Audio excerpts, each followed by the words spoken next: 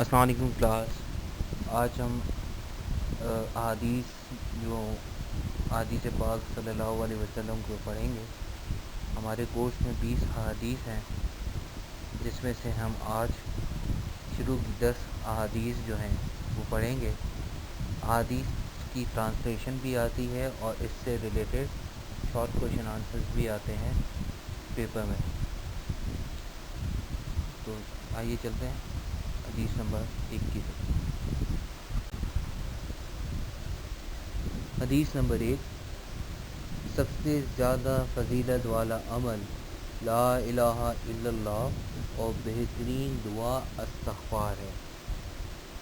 حضور اکرم صلی اللہ علیہ وسلم کی اس حدیث مبارکہ کے 2 حصے ہیں. پہلے حصے میں اللہ تعالیٰ کی توحید کے اقرار کو سب سے فضیلت والا عمل قرار دیا گیا ہے، جبکہ دوسرے حصے میں استغفار یعنی اللہ کے حضور اپنی غلطیوں اور گناہوں کی معافی طلب کرنے کو سب سے فضیلت والی دعا قرار دیا گیا ہے. اللہ کے سوا کسی دوسرے کو الہ نہ ماننے کا اقرار اور اپنے عمل سے اس عقیدے کا اظہار سب سے فضیلت اور عظمت والا عمل ہے. لا الہ الا اللہ میں لفظ الہ سے مراد ایسی ذات ہے جس کی عبادت کی جائے، اور بے شک وہ ذات صرف اللہ پاک کی ہے جس نے ہمیں پیدا کیا ہے، ہمیں عقل و شعور عطا کیا ہے، نہ صرف ہمیں زندگی دی ہے بلکہ تمام نعمتیں عطا کی ہیں. ہمیں چاہیے کہ ہم اپنے قول و فعل سے اسی ذات کو الہ مانیں، اس ہی ذات کی عبادت کریں، اور سب سے زیادہ محبت ہم اللہ تعالیٰ سے ہی کریں. اس حدیث کے دوسرے حصے میں استغفار کو بہترین دعا کہا گیا ہے.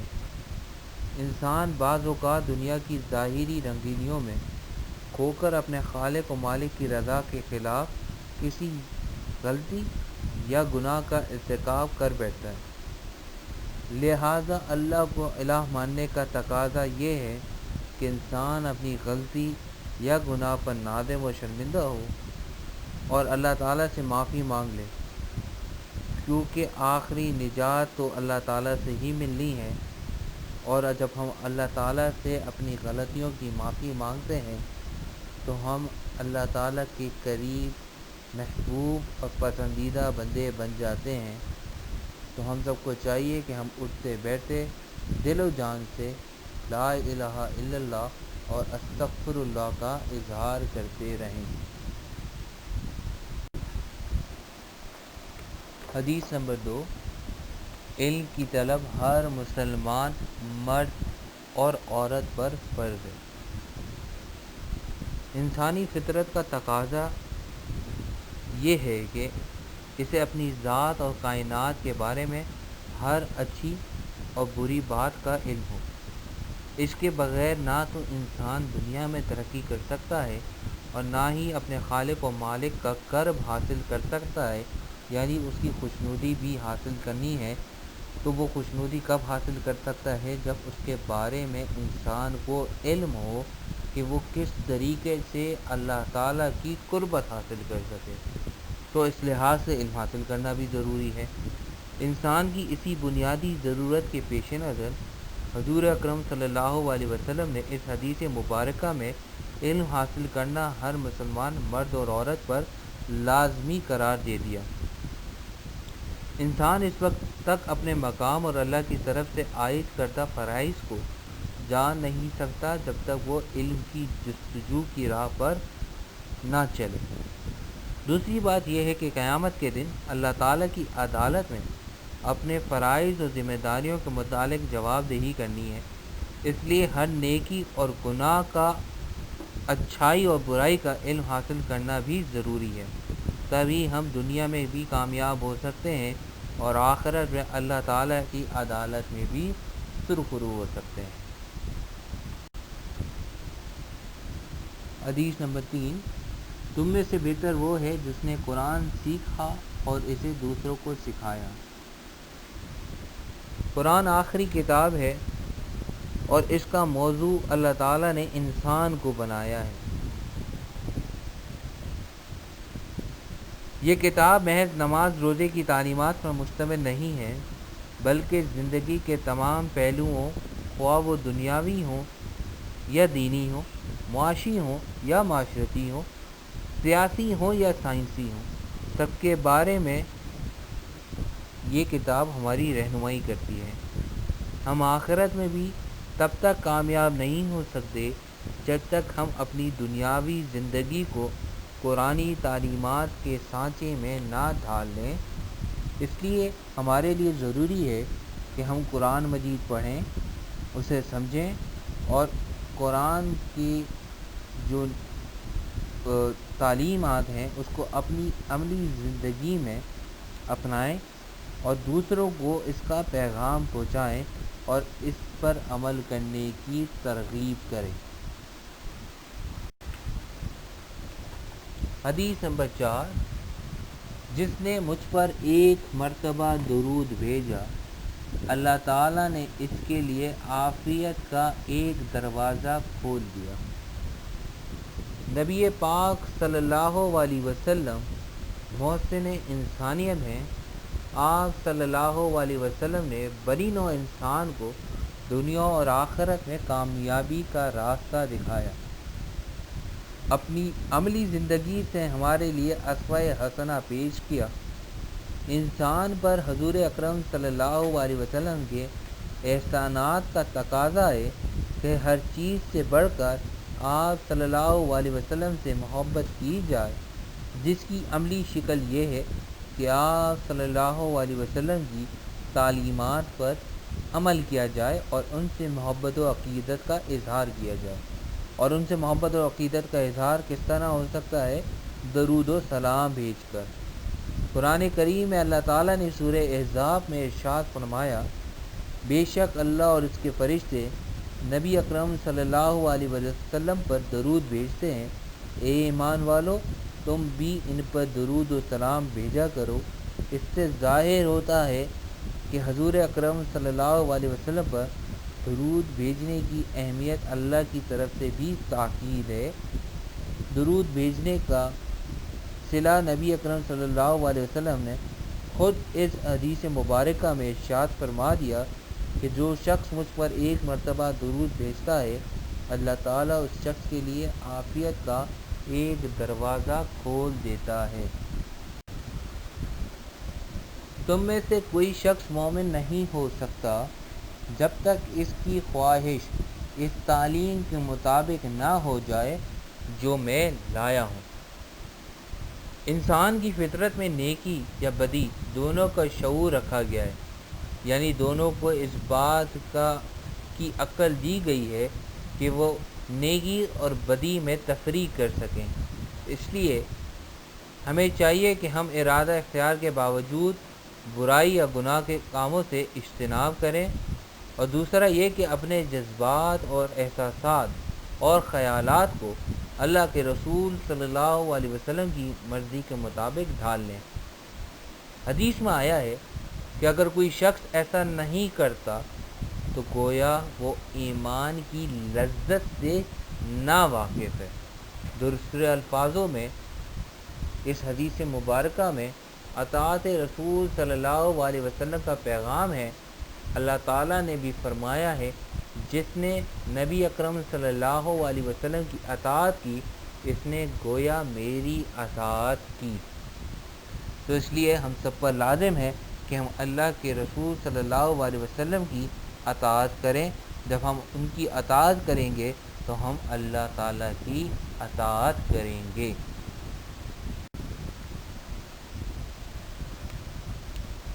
حدیث نمبر 6، جس نے اللہ کے لیے محبت کی اور اللہ کے لیے بغض رکھا اور اللہ کے لیے عطا کیا اور اللہ کے لیے روکا تو اس نے ایمان مکمل کر لیا۔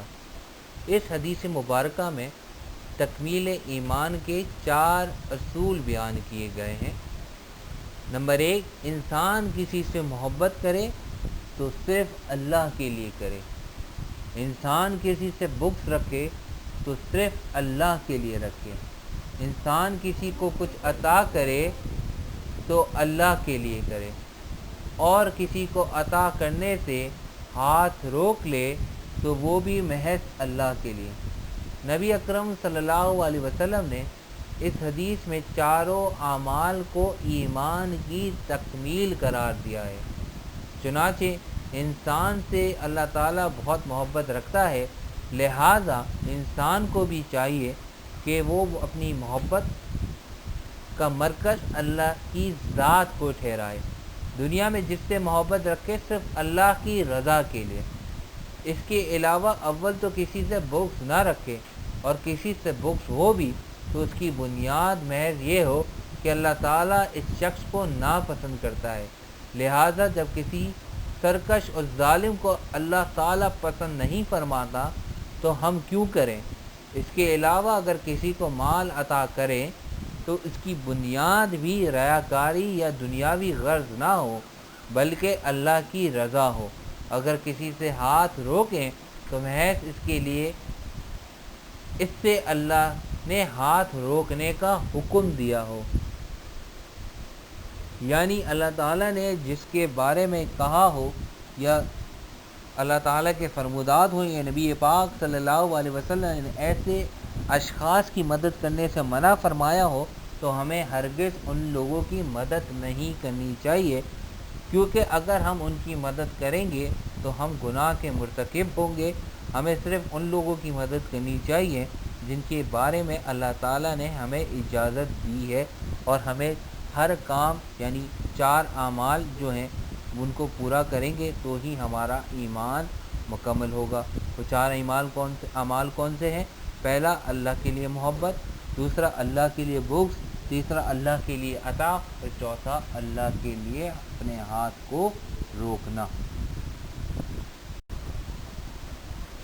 حدیث نمبر 7، وہ ہم میں سے نہیں جو ہمارے چھوٹوں پر رحم نہ کرے اور ہمارے بڑوں کا احترام نہ کرے۔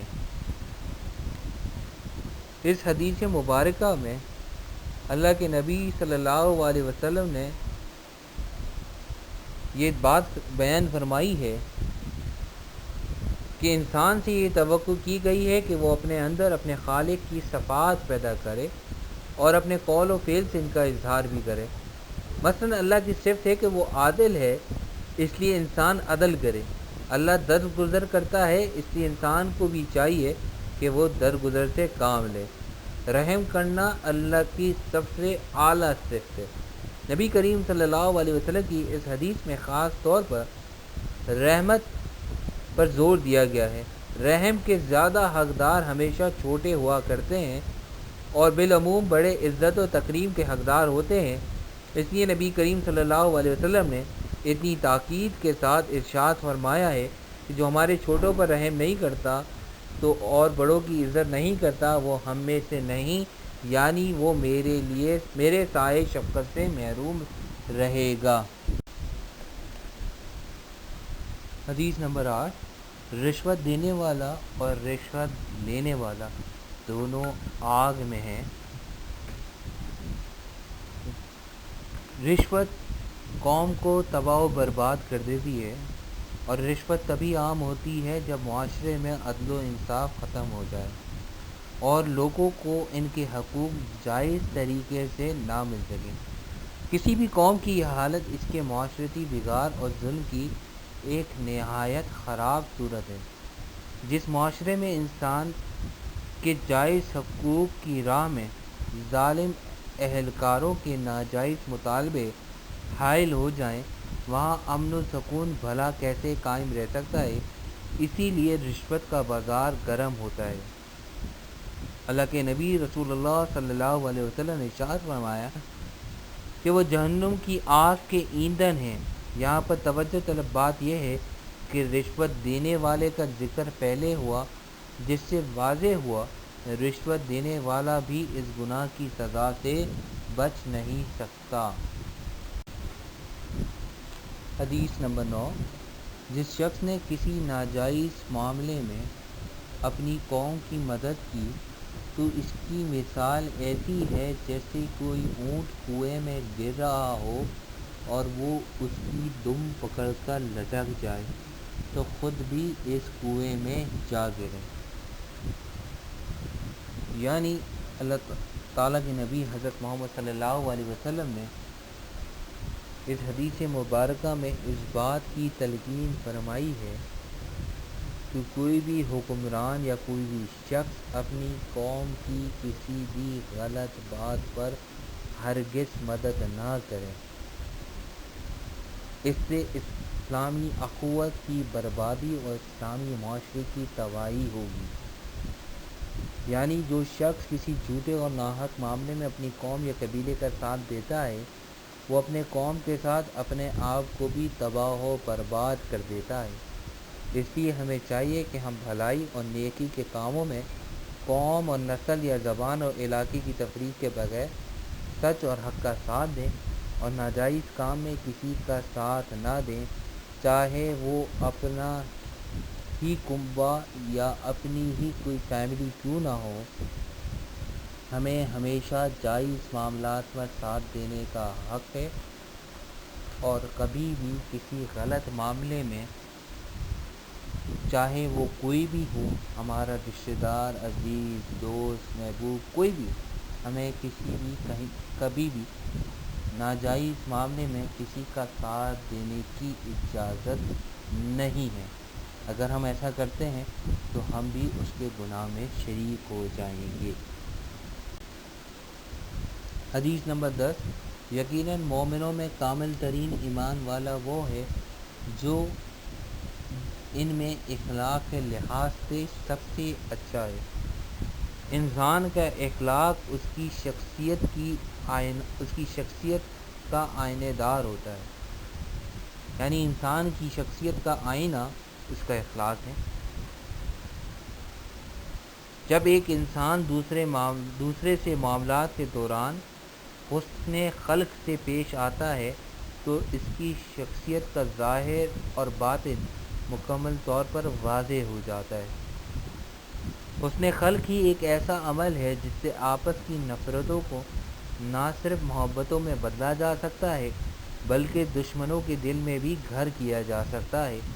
حضور اقدس صلی اللہ علیہ وسلم نے دعوت حق کے دوران عام طور پر تمام عمر اور مکی زندگی میں خاص طور پر صرف حسن خلق ہی کے ہتھیار سے اپنے بڑے سے بڑے دشمن کو زیر کیا۔